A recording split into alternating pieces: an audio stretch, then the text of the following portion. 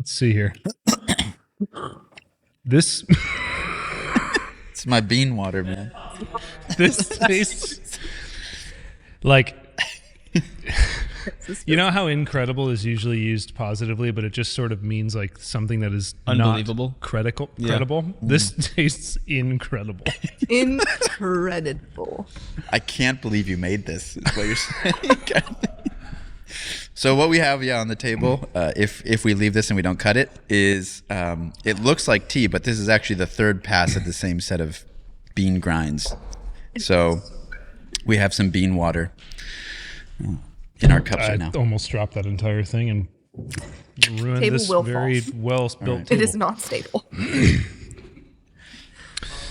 Yeah, so we're talking about kind of our core values, where they came from and like how they're shaping us as a team, why we're sticking with the same 4 core values for the next year, but also like sharpening our mission statement. So the 4 core are beauty, peace, wisdom, and simplicity. So I was thinking just kind of opening the table for whoever wants to start off on the one that resonates the strongest with them. We spent a lot of time in 2024, 2025, kind of coming up with these as like guiding direction markers for us. But just as you're coming in today into this conversation, which one of those 4 is kind of meeting you where you're at and is kind of bringing life to you today? I feel like we could start with beauty. I was going to That's- say beauty, yeah. I think the kind of number 1 in our mission statement, basically of like, we are artists, like creating art that, we want to connect with people. And through that art, we found that there was this whole community of artists who were also resonating with what we were doing. And that just grew our mission. And so I think like beauty comes back to, like, I feel like the full foundation of everything is like wanting to make beautiful things. Yeah. There's a lot of not beauty. Like I'm thinking about just how much AI I see every day. And it's like, we saw a thing on a screen and I asked my daughter about it. I said, she was looking at it and it was like a Christmas scene that was AI generated. And, we were both looking at it and I asked her, she's 5. I was like, is that real? Does that look real to you? She's like, no. She's like, but it's nice. And I was like, yeah, it is nice. But it was sort of funny because I was sort of wondering, like, can my 5-year-old tell what's real and what's not? And yeah, I think today doing something that is beautiful is sort of at the same time agreeing to do something like slow or slower, because to make something beautiful usually takes effort and you need to be inspired but disciplined. And you need to kind of fail at the thing all the while creating something that's beautiful and worthwhile. And I just think that art form today is kind of like what's being contended over. Is like, are we going to do something beautiful that'll take longer or are we going to do something that is not as beautiful and kind of confusing mostly in order to get a quick thing that'll push whatever we're trying to do forward faster? Yep. I've been playing around with the idea of wow versus wonder. Like how would I define those two things differently? And I think AI right now is really good at producing wow. It's like, wow, that's pretty impressive. Like I was listening to a bunch of AI rap songs done in like the Motown style the other day, and I was listening through a few of them. I was like, this is amazing, but it was weird. By like the 4th or the 5th one, I was like, I don't think I want to listen to this anymore. Something in me was just like you pick up on some residue at a certain point where like at the beginning it was wow, but now it's like I think I got it, Well, it's funny. The wow is, wow, that sounds sort of real. Like we're always comparing it to something real. Right. Like, wow, that does sound like Denzel Washington singing. Yes. Mary had a little lamb or whatever. You know what I Yes. mean? I don't know if that's real. I just made it up. Someone should. You put we should plug that in. the prompt. Jamie, pull It's that up. real now. Yeah. But yeah, it's like the comparison is always to something real, Yeah. which is kind of funny. Like, wow, that's almost real. Versus wonder to me is like, wow, that's above real, so to speak. Like Yes. that is awe-inspiring and above me in a way Yes. that is not like when I think of being wonderstruck, I think of something that is that like, whoa, like above me, but somehow simultaneously like invitational. It's not like a sugar high of like, oh wow. It's like, whoa. And then a reception of an invitation at the same time. It's like you didn't know it could be that way until you experience it. It's like to be awestruck and wonder. It's like you're meeting something like completely new and different almost. Like, yeah. I think beauty has a really cool way of tying in like our other values, like peace, simplicity, and wisdom. And I love that is like our foundation, where it's like, it just feels so authentic and raw and real. And I think like peace, simplicity, and wisdom kind of like, yeah, they are connected to beauty in a really cool way. Which one of those, like right away, like ticks for you? Like when you compare, or when you wrap the three around beauty, like which one of the other three kind of hits you? I would say peace. I don't think beauty's loud. I don't think it needs to be. It's like, it's just, yeah, it's, there's something about it that just like slows you down. And it just like, yeah, it's like this experience of like, not like the wow, like the, like the spike of attention, but it's like, it's getting you to kind of take a few steps back and like contemplate it and like, what about this is speaking to me, Yep. Yeah. I think of like a wedding day as a good example, where you don't go in and you're just like, wow, like fire, why, wow. But it's an encounter with beauty. And the thing that it causes for most people, I think, is like reflection. So like if you're going into like a wedding ceremony as a married person, for me, almost every time I like rethink about like my own marriage, and like what's the spiritual reality of marriage. And then that reframes, my and my wife's relationship in my mind. But then also for someone that's not married, you're going in and saying like, oh, this is what people have always done and I've always been invited to. And it's like, it's dropping you back into a very big ancient story. And I think of that as an example of beauty where it has like this reframing effect where you're seeing something that's very familiar but fresh. Like you meet married people all the time, but then you go to a marriage ceremony and you're like, oh, this is actually what all of those other people committed to and did. And so like our subtext for beauty as our first value is revealing a greater reality. Right. Because I think that's what encounters with beauty do. They reveal a reality that was in front of you, but you just couldn't really perceive it before. Just a quick example is like the Dutch painters that would paint very common everyday pictures of like a milkmaid literally preparing breakfast, in a kitchen. But they painted these people like supremely beautiful and just gave so much dignity to a work that was like viewed as lower. And it elevated the perception of like these everyday people, these everyday saints. And I think that's what happens for me when I encounter beauty, is like it helps me to re-see the world around me. So like if I see a beautiful film or song or like a Van Gogh painting, it's one of my wife's favorites, and it shows like the starry night in this kind of abstract way, the next time I look at an actual night sky, I'm seeing it like freshened, like refreshed.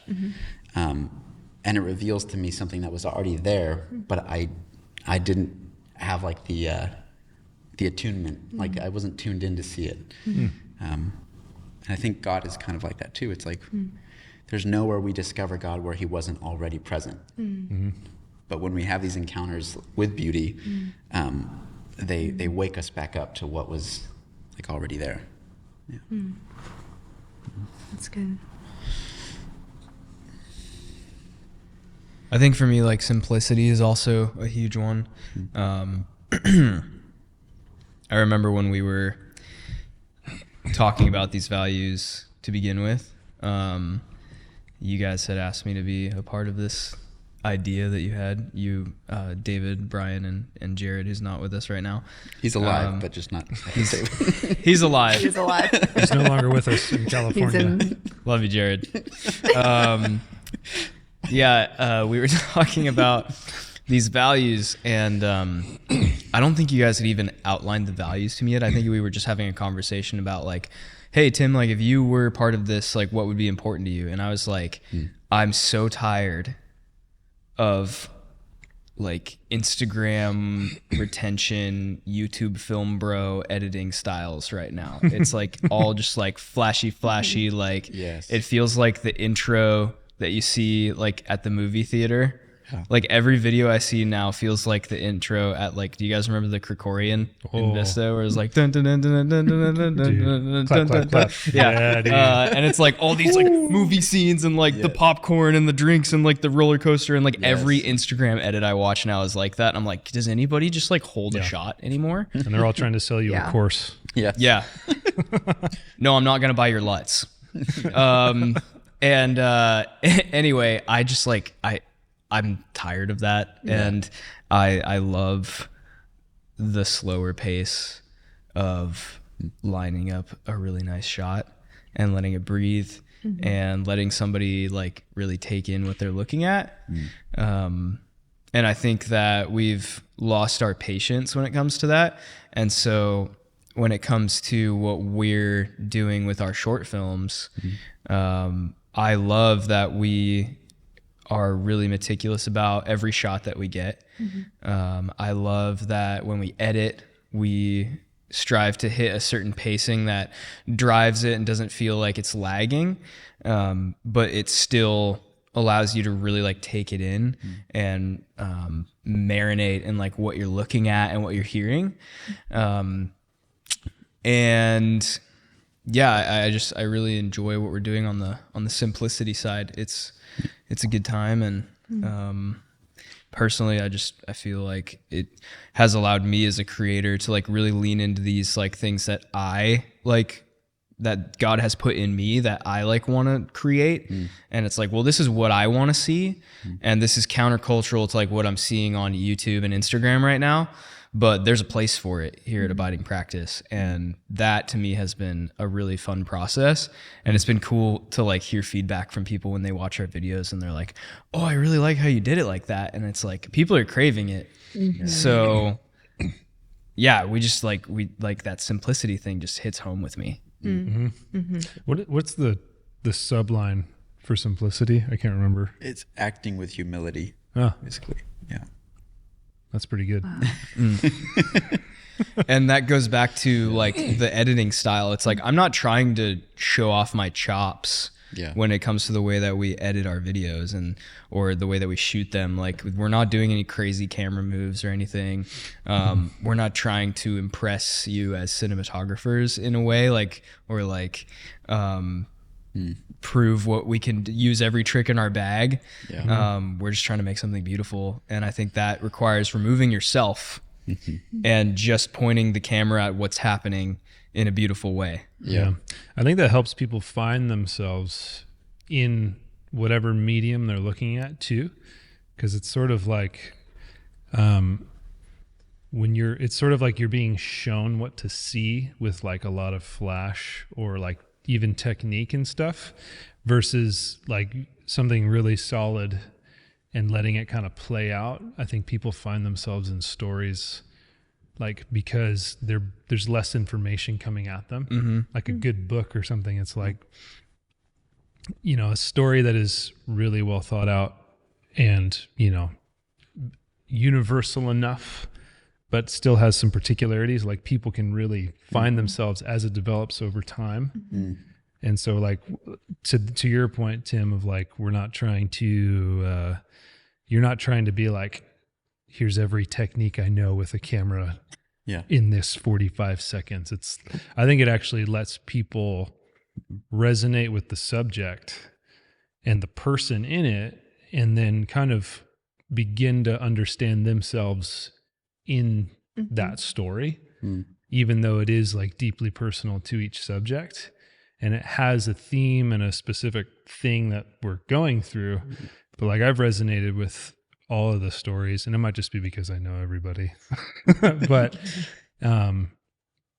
yeah, I think that it helps people find their footing in something. Yeah. I see it as a counterbalance for sure to beauty, right? And also like to wisdom, not so much to peace, but like simplicity as a value after talking about beauty, and then also before talking about wisdom. It's like this counterbalance that keeps us in check too, to hold each other accountable. Like, are we falling for the flash, or are we trying to make substance here? Like, are we taking the bait to just make something like, sugary and bubblegummy, or are we trying to give like people something like rich to keep chewing on and hopefully actually help their spiritual practice? And we do we talk about like fast, slow. Yeah. So like we know people want to see quick cuts. Yeah. So at the beginning of our video, the pacing's usually a little bit faster. Yeah. Then as it like kind of settles in, and we've got you like, it's like, okay, if you're gonna watch the rest of the video, you're probably here by now. Yeah. So we're just gonna let it breathe now.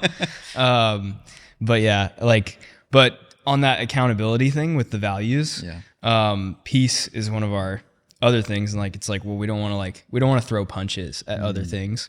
So I'm gonna take an opportunity to live that value out right now and say I should not have gone so hard after the Instagram edits and the YouTube film bros.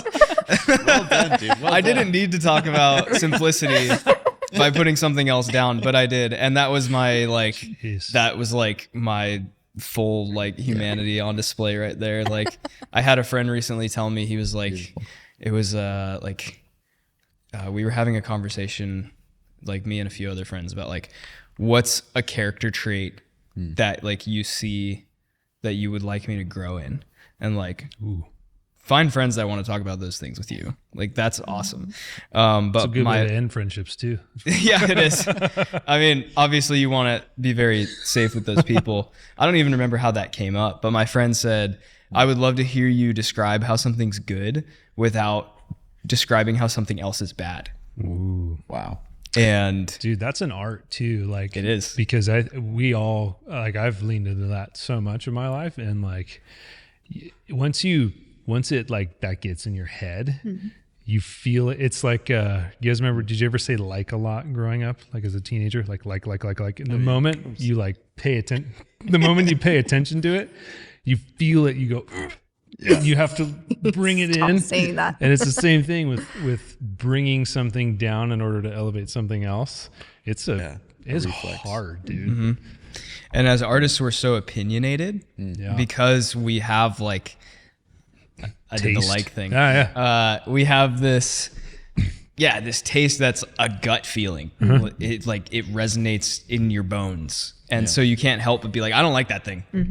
Like, so you have to really like that. For me, especially like personally, like that peace value is something that like, I think there's values of ours, like simplicity, that I find really easy to uphold. Right. And then there's like the peace ones where I'm just like having to tell myself not to throw a punch. Yeah. In a live podcast recording and in front of anyone who's listening. No, but you actually like noting it, like becoming aware of it and calling it out, actually I think is the better representation of peace. Because I heard it said once, like we're called to be peacemakers, not peacekeepers. And the difference between those are huge. Like a peacekeeper doesn't rock the boat, just appeases everyone, keeps status quo, but a peacemaker is like looking for where there's rupture and division and saying, I'm going into that and trying to build a bridge, which for us, like the greatest image of peace is the bridge. Like we keep finding our way back to it as a symbol of like, we are here to build bridges. And that means, finding where the divisions are. Like we should be attracted to the places where there seems to be disconnect, because that's an opportunity to make peace. And that's reconciliation. Like that is one of the like It's going to happen every time. gonna now. just- Dude, we need to cut out the like thing. In case anybody 'Cause listening, anybody Do it now. listening is gonna No. only hear all the likes. in case gonna anyone leave listening it was in. wondering, we're all from San Diego, California. Yes. We're gonna say like. We're gonna say we're like gonna a say lot, that like Be a lot. of likes. and we're gonna sound like Steve Spicoli. There you go. But reconciliation being, that was Christ's work, reconciling the Yeah. world to the Father. And I think that that's in the thing you're talking about, Tim, where we tend to bring something down to elevate something else. That is the opposite of reconciliation, because it's just judgment on one thing. And I'm reading a Bonhoeffer book where he's talking about judging, and he talks about the negative, or like what negative judging is, and then moves into the Christian judging. And he quotes Paul, and he says that the Christian judgment that we bring as believers and followers of Jesus is for reconciliation. It's not for judgment's sake. It's to say, that's not right. Let's get to a place where you ought to be. And you're reconciled to one another, peace, like the building bridges thing, but you're reconciled to God the Father as well. And so that is, I think, not really a name. I haven't heard it named a lot in our cultural moment, but I think that's the completion of not judging or not just beating things up, is to become an agent of reconciliation, not just among peers, but I think one of the part of peace in our values is across generations. Right. And, you think about people who are from the baby boomer generation and millennials, we have this like, Yeah. for some reason we're at odds historically. But to imagine, naming faults not as a way of just to diminish someone or something, but to reconcile. It's a totally different thing. I think the piece too is like you're building a bridge to help translate between the generations, where it's like a generation that's different than mine is not gonna. It's like there's gonna be like this gap of like, I don't think I understand what where you're coming from in that, and yeah, I just think that it's like as AP, like kind of where we are existing is like we're building a bridge so that these conversations can come in one space, and like we're like communicating things and exchanging like the wisdom. Yeah. Right. Because we need elders, Yeah, exactly. but we can't get what they have for us if we're dogging them all the time. Yeah. You got to build a bridge, and it's got to be. It's funny, like if you imagine, I don't know, two people on isolated islands, like you both have to be building the bridge to meet somewhere in the middle. You both have to extend into like a space that's the unknown, like both ways, to find a connection. And the Bible acknowledges the reality of the one-way bridge builder. Yeah. Even Paul says, as long as it's up to you, be at peace with one another. And Jesus, when he sends the 12 or the 72, I don't remember, but he says, if a town doesn't receive you, it's wipe the dust off your feet and head out. Yep. So it's leaving like the invitation out there, like that. I love that term, like extend the olive branch. Yeah. It's just like you leave it out. You leave the olive branch like open for anybody that wants to come and be invited in.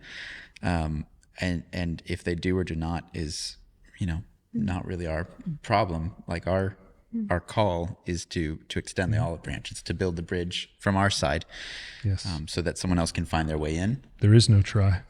There's no try. You said do or do not, and I had to Yoda it. Sorry. I think we originally came up with that value too when we were talking about we want to move the ball forward with art in the church. Yes. And we were all seeing a need for that. But we also wanted to be respectful and kind to the people and the art that existed before we started doing what we were doing. Right. And that comes back to the bridge thing that you were talking about, of like building that bridge between generations of Christian artists, where we're like, hey, we feel like there's some areas here where we would like to do things differently, but not leaving people in the dust or putting them down to get to where we're going. Like we talked about in the car that one time, David, when the Bear restaurant in the show The Bear, when they opened the Bear, That's right. they still kept the beef counter for the people who wanted the beef sandwich. Love that. Because they wanted to be respectful of their original consumer base and the people that were part of that community and would still want to be part of that community if it was offered to them. The restaurant is called The Bear. It's called The Bear. Yeah, the show. You should watch it. It's really pretty good. Probably won't. But they open like That's this gonna be awesome, like, Michelin star, like fine dining place. But they keep a meat counter open so you can get the old sub sandwiches that like was always there in Chicago. Jeez Louise. And there's actually a moment in the show where the really fancy part of the restaurant isn't doing that well financially. Yeah. And the thing that's propping them up is the beef counter. And I feel like there's an analogy in there somewhere for what we're doing. Yeah. But, We got to keep things simple. We're Gotta just look at going the to be. Beautiful. What's our sub sandwich? Just kidding. Man. who knows? We'll have to figure that out.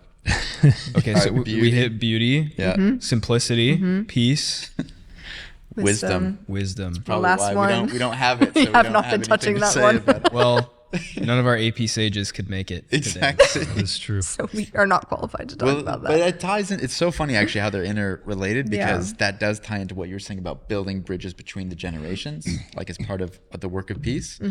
And the last couple of projects we did them with people that we call like AP sages or abiding practice sages, the people that we look up to as guides.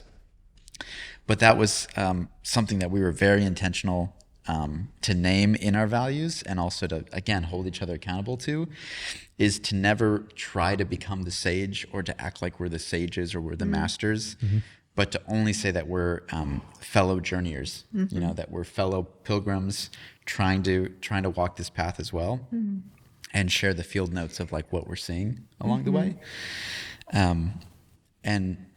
And wisdom, the subtext we used for that was receiving life as a gift, which is, I think, really at the heart of like what abiding does. It does the work of beauty where it reframes things. It does like the work of simplicity in us of like helping us pay attention to what's really important and like shave off the fluff.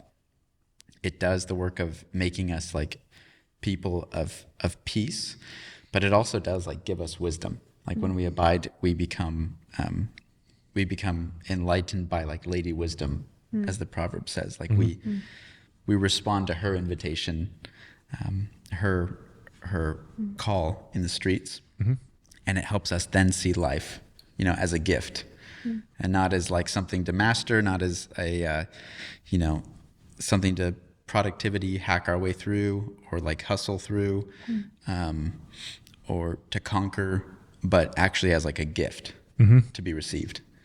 Yeah, I was talking to a woman recently about abiding practice, and I was explaining it to her, and she just posed the question of like, well, like what's not the result. She wasn't trying to be like, what's the point? But she was asking like, so what do you hope? Yeah.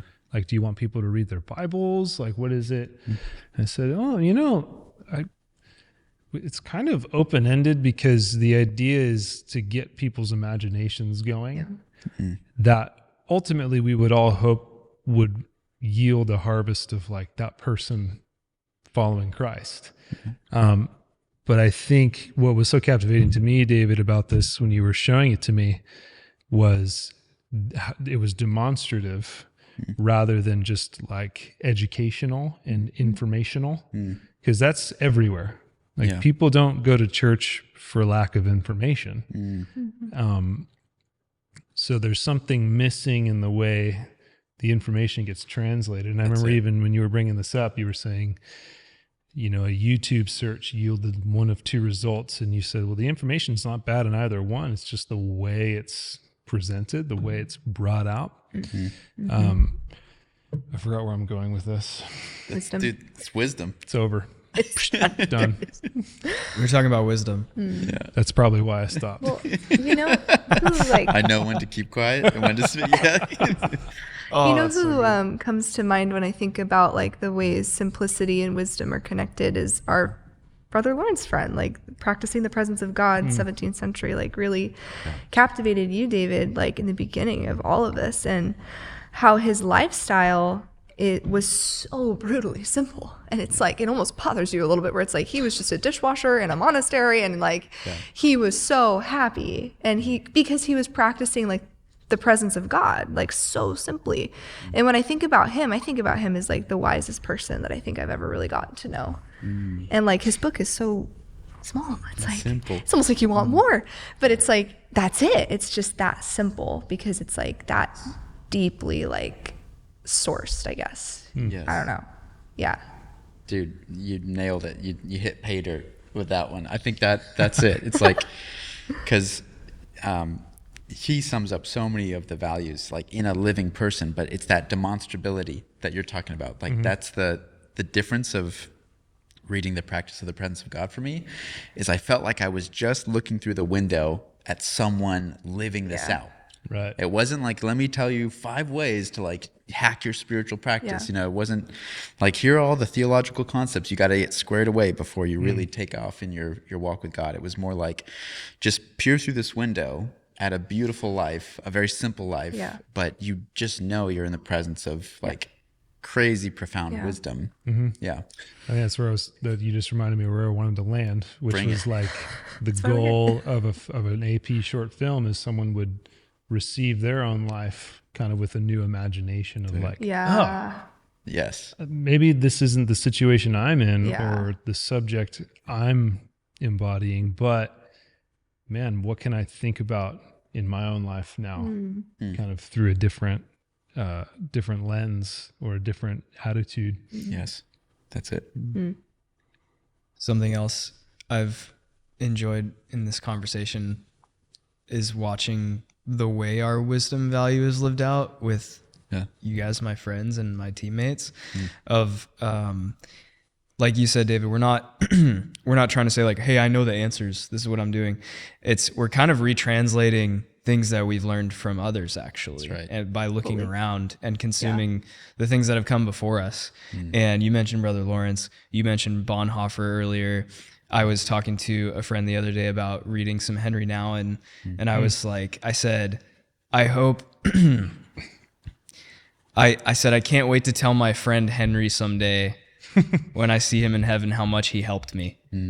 And like, I think what I would just love to continue to see is like bringing those things that have helped me, that I've learned in books that were written 20, 30, 200, 300, 400 years ago or more, into the modern day with these, with the modern lens, like we like to say, in our short films, our podcasts, our Substack, things like that.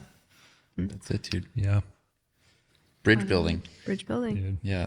It's like we're not teaching anything new. We're not spreading anything that's like novel or like it, but we are trying to retranslate, like you're saying, this ancient wisdom, this ancient path for modern people. And it's needed, man. There's not a lot of like online discernment. Kind of doesn't really exist in a formal sense. There's a lot of work you have to do when you're on your cell phone, on social media. I just saw something that was posted the other day that was just blatantly not true. And it was a young kid reposting it. And I'm like, wow, like there's so much information and we need discernment more than ever. And I think the only way you get discernment, like to your point, Tim, is we need to learn from people who really discerned, who not only discerned what was right and what was wrong, but really knew God and embodied a life yielded to Christ in submission, the Spirit bringing the fruits out of their own accord and experiencing wisdom through practice, experiencing discernment through practice, and then communicating it to us through literature And, we need those teachers because, dude, there's so much stuff that people just accept because it's on your screen flashing and,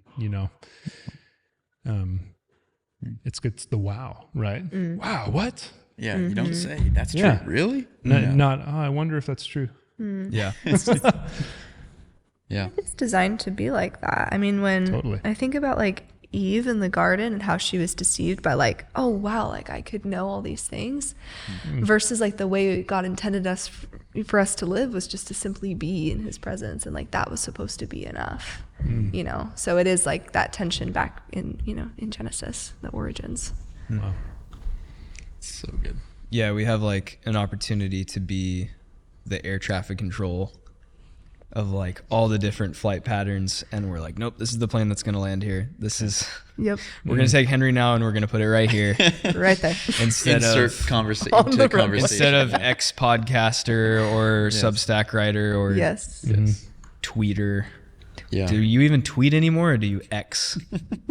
I don't know. It's good. Anyway, yeah, I think it's just we just have this great opportunity to do those things, and like you were saying, Brian, there's so many voices out there right now, and we always want to hear something new, but there's all these things that have already been said 100 million times that we just need to keep hearing. Yeah. And there's certain people that said it in a way that just like hits you right in the heart or right in the mind. Yes. And those voices are the ones that I feel like we as a team are trying to zone in on and like amplify through our content. And so it's like, it's that humility aspect of the wisdom where I actually don't think I have all that many good things to say to you, but I think all these other people do. And I'm going to tell you what I learned from them. That's right. Well, that's the reason we have the medium of short films too, is because whenever we're together, we're talking about Tolkien, Lewis, some of the best novel writers to have lived. And the reason it's timeless is because it's embedded in a story. Yes. And we want to make short films because it's a small story. Yeah. And we can find ourselves in it, and I think that's what's cool about what we do, I think. Yeah. And it always needs to be freshly translated. There's someone that says like the gospel needs to be retranslated for every generation. Right. Not saying that it needs any like adapting any adjustments. No one needs to adjust it. There's no alters, no alters necessary. But we do need to retranslate it. And like even for us, like we read the Message translation together a lot. We've all been influenced differently by like Eugene Peterson. And it's because he did that continuous difficult work of trying to translate for his people, the people in his congregation, the gospel. And I do think that's why what we're doing feels fresh, is because we're trying to take the wisdom from these ancient thinkers and practitioners of the abiding life, but we're trying to show it in modern settings, with friends that we actually know or people that are in our community, and show what these like truths applied in a living, demonstrable body look like today. And that's what feels fresh to us. That's why I'm excited about it, because it's like it's the same pearl, just like a different oyster. You know what I mean? Like we're not inventing a new pearl here. Like these are timeless, but we're just putting it in a different kind of wrapper, a different casing, and that's what makes it like exciting. Like wow, it looks good inside of that case too. Like ooh, that wisdom really shines in this presentation as well. Yeah. And the coolest part about ever since we've been going this way, I've personally found so many other people doing the same thing in whatever way they're doing it. Right. But it's been so encouraging because you think, oh, we're doing something. I have no real signposts for this. And then I think it was just the showcase we did. It blew my mind just to see how many people are already doing this. Yeah. And even some of our modern role models like Josh Nadeau and Andy Squires they're people who are doing this right now. Yeah. And it just seems like it's getting more attention, and it's getting put in front of more people. And I just love that we're not alone, and it's really encouraging to see other people resonating with the stuff that's resonating with us. Yeah. Love it. And I think that was the most surprising thing about this last year of doing like abiding practice together was just the community of other artists that formed kind of in proximity to us and like around us and reached out to collaborate and partner with us. And again, it's not saying that like, you know, we're doing something like incredible you should all pay attention to, but just that we're tapping into like a collective like wavelength of that the Spirit's doing. Yeah. And that's what's reassuring to say like, you know, God is constantly surprising us how much he's in this, because you find these other, you know, characters and actors in the story that have been on their own journey, and you're like, wait a minute, like you've been following this same thread of experiencing like the transformation of the Spirit through the arts and trying to like communicate spiritual formation concepts through like creative means, that we're actually a part of this much bigger community than we realized when we started. We just found like a tribe of people that like, yeah, we're all doing the same thing. We're all practicing the same thing, you know? Yeah. I think our showcase event that we had earlier this year, where we gathered a bunch of artists, filmmakers and photographers and painters and musicians, and we put them all in the same room and had them show us what they were making. Yeah. And I think we opened up like this vacuum of a lot of artists who are believers who are making art, but it's not like a painting of cavalry on like Good Friday, you know? Right. And so it like doesn't count as like Christian art, you know? But we said, hey, it does, and tell us how your faith applies to this and come show it to our community. And we packed that theater out, which blew all of our minds. We had no expectation of that. Yeah. And I think the reason that happened was because each single one of those artists I noticed brought their own community with them. Yeah. Like I saw faces there who I know from, you know, being around San Diego and stuff, but we're not close. And like, there's no way they would have seen that on my Instagram and come because I said to. That's right. But because their friend was showing their thing there, they came. Yeah. And I think that just like shows that community aspect that we were talking about with all these artists of, once you like open that door, all of a sudden all these people flood in because they're like, wait, no, like we've all been doing the same thing. Like, Brian said. Yeah. And so I think, it's just been really cool to see something that we started give those people a voice. Yeah. And continue to like work to give those people an even louder voice. That's it. And you don't have to be a like traditional artist to resonate with it, which I think is the other beauty of the vision. You know, so our updated vision statement for this year going forward is, you know, displaying the art of spiritual formation. And there's a double meaning kind of hidden inside there, where one, it's art that causes spiritual formational effects, but then also the practice of spiritual formation is more like an art than it is a science. So it takes wisdom and nuance and like situational awareness, not just following like a program and a curriculum. There's an art to spiritual formation. So that's another tangent, but the invitation for everybody is to say that art has this spiritually forming effect on you, you know, and you don't have to be a maker or creator in the normal sense to recognize that. I remember when I was first reading The Practice of the Presence of God, I was like in a very, you know, kind of depressive state and a low point in my life. And the things that stuck out the most to me were some of the images in the book that he would give of just sitting before God as if I was a stone waiting for the hand of a sculptor to come.